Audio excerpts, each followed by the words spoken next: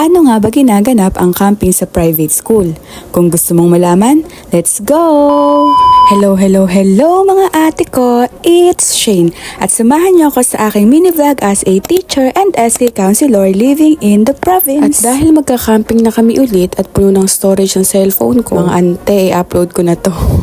Char. Sa video nga na to, ipapakita ko sa inyo kung ano ang mga ganap sa nakaraang camping namin. Disclaimer lang na may kanya-kanya o iba-ibang way kung paano ginagawa ang camping ng bawat school. So kung gusto nyong malaman kung paano namin ginagawa ang camping dito sa school namin, just keep on watching. So nagsimula kami sa short program at ipinaliwanag lang yung mga dapat tandaan. Nag-invite din kami ng mga pulis para mag-survival training at ipinakita nila kung paano gumawa ng apoy. After makinig, naghanda na kami para sa aming lunch. So budol fight yung mga ate ko, kaya kuha ka na lang ng mga bet mong ulam. Char.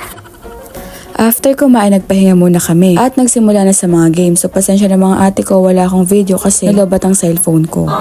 So after ng games, nag-siesta muna kami. So nagplay ako ng mga tugtog mga ate ko at yung tunog ay yung nagpapamasahe. Nature ba yun? Kaso ang ending, hindi rin sila natulog mga te. After niya, nagluto kami ng tinola. Kumuha muna ako ng dahon ng malunggay sa tanim ni Pastor. Konti lang yan para di halata. So pagkatapos kong makuha yung kalahating dahon ng malunggay ni Pastor, tinanggal ko na yung mga dahon-dahon para sa aming lulutuing tinola. At dahil hindi namin cravings ang tinola, kita nyo naman, tinola yung niluto naming grade 4, tinola rin yung niluto ng grade 5, at tinola rin yung niluto ng grade 6. After namin magluto, dumating naman yung pa-birthday ng isa sa mga estudyante ko. Kaya ang inulam ko, syempre yung Jollibag na. Char. After namin mag-dinner, pumarada na kami.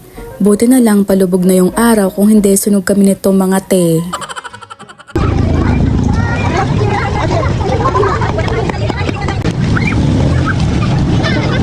So ayan nga, ginabi na kami kalalakad. Alam ko maghahanap kami ng alitapta, kaso wala kaming nahanap, nagtago ata sila mga te. Dahil mahaba-haba ang aming nilakad, gutom na naman kami niyan for sure. So pagbalik namin sa school, naligo lang ang kies. So ayan, freshen up at nag-ayos ng very light. So after nun, tinawag na namin yung mga scouts at meron kaming konting ceremony. After niya, nag-bonfire na kami.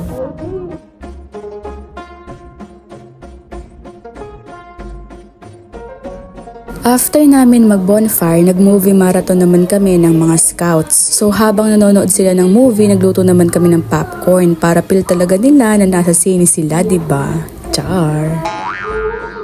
So kaming mga teacher, hindi lang sa pagtuturo kami magaling. Syempre, diba? Magaling din kami mag-ihaw. Kaya sa mga gustong magpa-ihaw dyan, message nyo lang kami. Ang inihaw pala namin for today's video ay mais, barbecue, at hotdog. Ay, hotdog pala.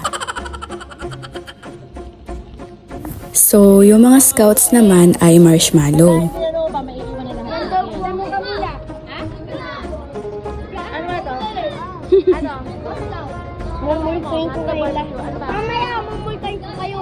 So after nilang mag-ihaw, nag-lights off na kami. After niya, nagpunta na kami sa room para magpahinga ng konti. Dahil mamaya roronda na kami para tingnan ng mga scouts. Tanod yarn.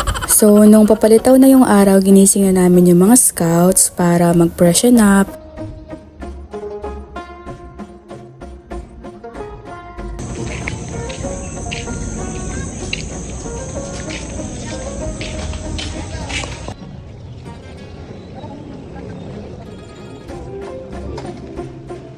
Nag-zumba lang kami tapos kumain ng breakfast. After nun, nagligpit na kami at umuwi na.